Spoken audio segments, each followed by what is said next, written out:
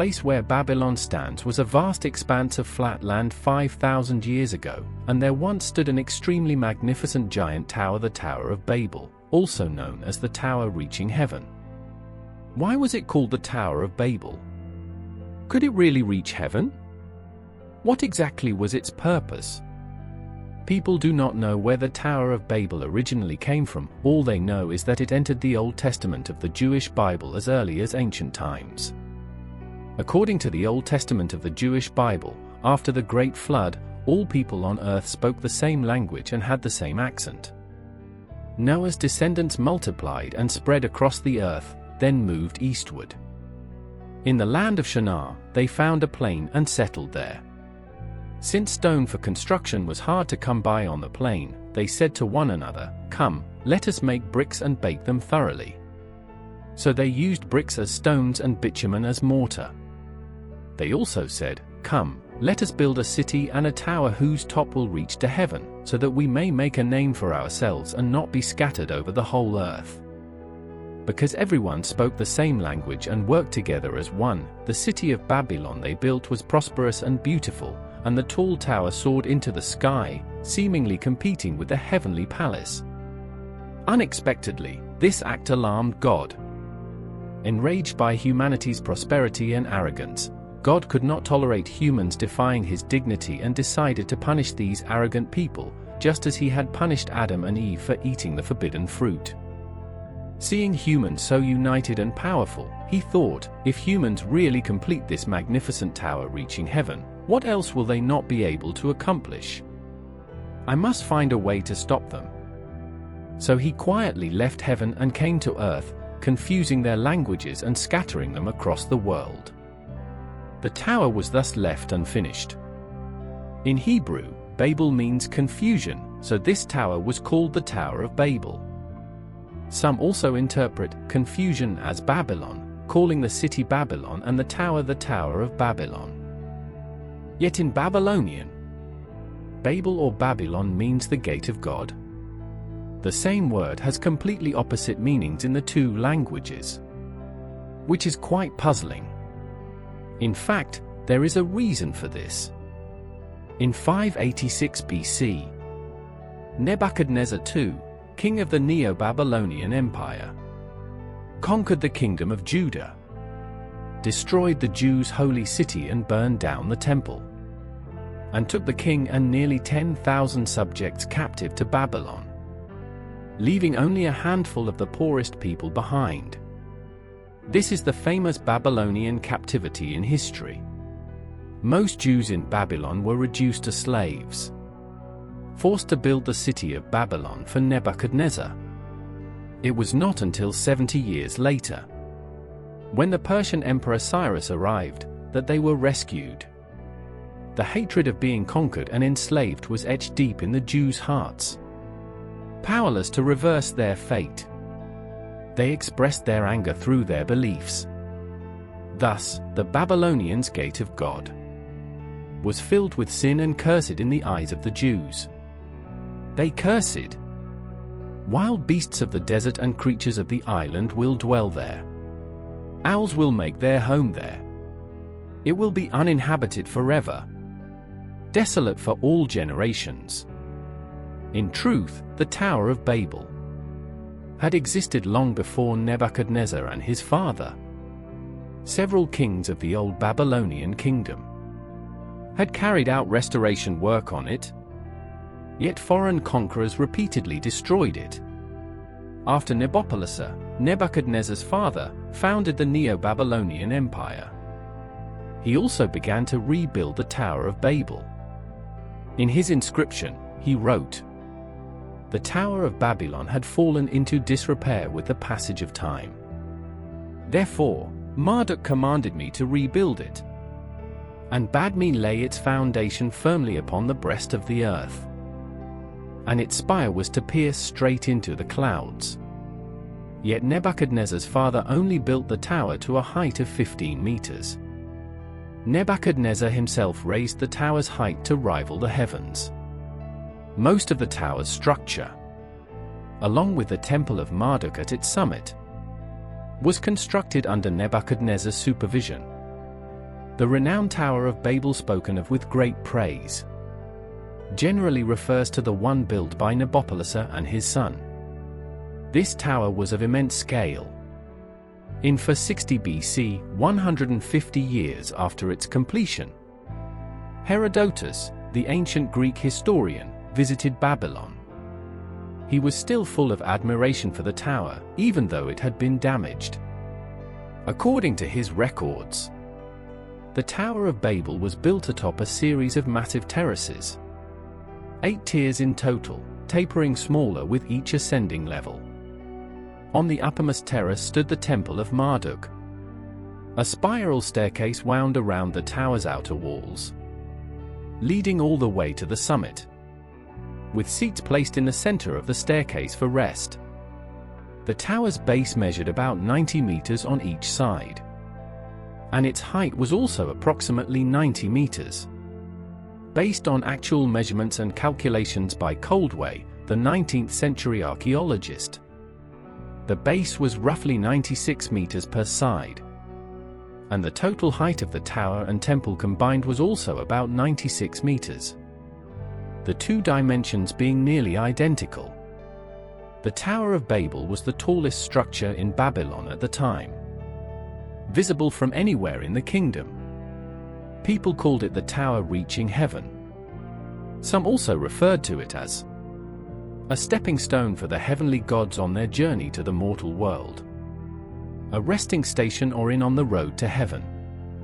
Was the tower built to such towering heights truly, as stated in the Bible, to create a gathering place for people scattered across the earth? Clearly not. It is widely believed that the Tower of Babel was a religious edifice. To the Babylonians, the Babylonian king's throne was bestowed by Marduk. The priests were Marduk's servants, and the people needed his protection to please him, win his favor, and ensure the eternal stability of their kingdom and city. The Babylonians dedicated the Tower of Babel to him as an offering. Inside the tower, grand ceremonial rituals were held regularly each year, with believers flocking from all corners of the land to pay homage. According to Herodotus, there were 2 temples of Marduk at the tower, one at the base and one at the summit, known as the Lower Temple and the Upper Temple respectively. The Lower Temple housed a divine statue, while the Upper Temple, situated at the tower's peak, contained no statue yet was resplendent with gold, built with deep blue glazed bricks and adorned with gold leaf. The Babylonians honored their god in accordance with mortal ideals. The great hall contained nothing but a large bed, lavishly furnished like those of Greek and Roman nobles. The nobles of Mesopotamia also dined reclining. Beside the bed stood a gold-ornamented table. The temple was inhabited only by a single young and beautiful woman, specially chosen to accompany Marduk in pleasure. The priests convinced the people that the great god often came to the temple and rested on this bed. Only the king and the priests were permitted to enter the sanctuary to serve Marduk and listen to his teachings. Such supreme sacredness was inaccessible to ordinary people, who could only worship their god from afar. For if they stood in his immediate presence, mortals could not bear the gaze of the great god. According to Herodotus, the statue and its accompanying treasures consumed a total of 800 talents of gold, equivalent to a present-day value of $24 million. Archaeologists once discovered a stone duck at the priest's residence, inscribed with the words "weighed in talents," and the duck weighed approximately 29.68 kilograms. If Herodotus's records are reliable, by this calculation the statue of Marduk, along with its accessories, weighed about 23,700 kilograms, all cast or crafted from pure gold. Besides a god who could be accorded such supreme honor, archaeologists and historians believe that in addition to venerating the divine spirit, the Tower of Babel served two other purposes. First, Nebuchadnezzar too sought to display his personal glory and authority through the image of the god, aiming for immortality. Second, he sought to appease the priestly class and gain their support, so as to consolidate his reign. Mesopotamia was a land of rampant religious devotion, filled with temples and teeming with priests. The priests not only influenced the people ideologically, but also controlled vast tracts of land and great wealth. Without their political support, the king's throne would surely have been precarious. This fear was not unfounded. According to historical research, the Neo-Babylonian Empire declined rapidly after Nebuchadnezzar's reign, allowing the Persians to seize Babylon without a single battle. This was largely related to the loss of the priestly class's support. Greek historians of the 1st century BC believed that the Tower of Babel was an astronomical observatory. The Neo-Babylonians practiced astral worship, regarding celestial bodies as gods. In their mythology, Marduk was Jupiter.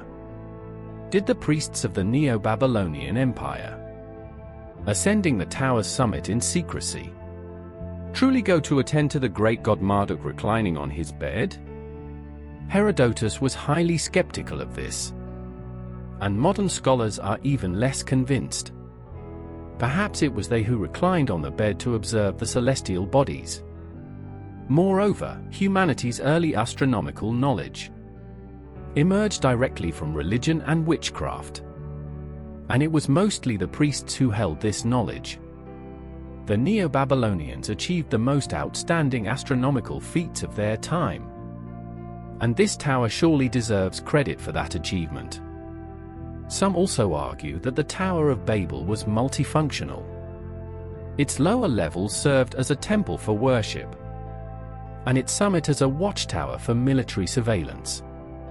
Regardless, more than 5,000 years ago, when most nations of the world were still in the barbaric state of eating raw flesh and drinking blood, in the land the ancient Indians called Mesopotamia, a magnificent, towering tower of reaching heaven rose abruptly from the earth. This cannot fail to inspire awe, nor can it fail to have stirred the wildest imaginings of those who beheld it then. It was this tower that captivated countless heroes. In 539 BC, after Cyrus the Great, king of Persia, conquered Babylon, he was immediately overwhelmed by the grandeur of the Tower of Babel. Instead of destroying it, he ordered his men that, upon his death, a small Etemenanki be built on his tomb in the likeness of the Tower of Babel.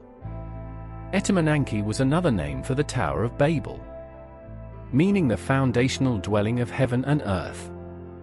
Yet the Tower of Babel was ultimately destroyed. Xerxes, the Persian king, resented the Babylonians for their desperate resistance. Hating the city, he hated everything related to it, and he issued an order to raze Babylon completely to the ground. The Tower of Babel could not escape this misfortune, and was reduced to a heap of rubble. Even so, Alexander the Great, who went down in history for his love of culture, still admired its majestic form. In 331 BC, as he marched on his expedition to India, he made a special detour to stand before the Tower of Babel. The conversation between the hero and the wonder, perhaps only they themselves could fathom. He once resolved to restore this legendary structure, ordering the complete demolition of the ruined tower, to build an even more magnificent and glorious divine tower. It seemed the great tower was to be saved. Yet this was nothing but a fleeting hope. Legend has it that, at that moment, a mosquito carrying dysentery bit him. This peerless son of heaven, renowned for his literary governance and martial prowess, thus breathed his last, and the Tower of Babel fell into utter neglect. In truth, the project was simply too colossal. Clearing the rubble alone would have required 10,000 men, toiling for 2 months. In the end, he had no choice but to abandon his plan. Over thousands of years, the tower crumbled into a desolate ruin, truly fulfilling the Jews' curse. Even then, when Coldway, the archaeologist, laid eyes on it thousands of years later, he uttered a heartfelt exclamation of admiration. Coldway wrote, "Though the ruins are so shattered and dilapidated, seeing them with one's own eyes is incomparable to any written description." The Tower of Babel was immense beyond measure. To the Jews in the Old Testament, it stood as a symbol of human pride. Around it stood luxurious halls where priests offered worship, numerous spacious storehouses, stretching white walls, fortresses encircled by splendid bronze gates, and a forest of 1,000 ground-floor chambers. In its day, such a magnificent and opulent sight had no equal in all of Babylon. In people's eyes, the ancient Tower of Babel was no less splendid than the Hanging Gardens, one of the 7 wonders of the ancient world. From the moment it was built, it was regarded as a hallmark of Mesopotamia's golden age 5,000 years ago. Then why was it not listed among the 7 wonders? Some explain that by the time the first list of the world's wonders was compiled, the Tower of Babel no longer existed, leaving nothing but a huge pit on the ground. As time passed, this pit was gradually filled in, and it was only through Coldway's painstaking efforts that the original site of the Tower of Babel was rediscovered. Others argue that the Tower of Babel stood elsewhere, southwest of Babylon, in a place called Borsippa. Archaeologists uncovered the remains of an ancient ziggurat. Temples abounded on the Mesopotamian plain in ancient times, so finding one was not remarkable. But the crux is this: some broken clay tablets with inscriptions were found near this temple, and according to the records on them, a Babylonian king once ordered the construction of a ziggurat here. For unknown reasons, before its completion, the king suddenly ordered work to stop, leaving an unfinished half-built ziggurat. People then connected this to the mythical Tower of Babel, which was also left uncompleted, and thus conjectured that the ziggurat at Borsippa was very likely the prototype of the mythical Tower of Babel. The Tower of Babel has left us a story as mysterious as a riddle. More importantly, it tells us that deities cannot drive away the enemy's iron hooves. Its existence depends solely on people's diligence and wisdom.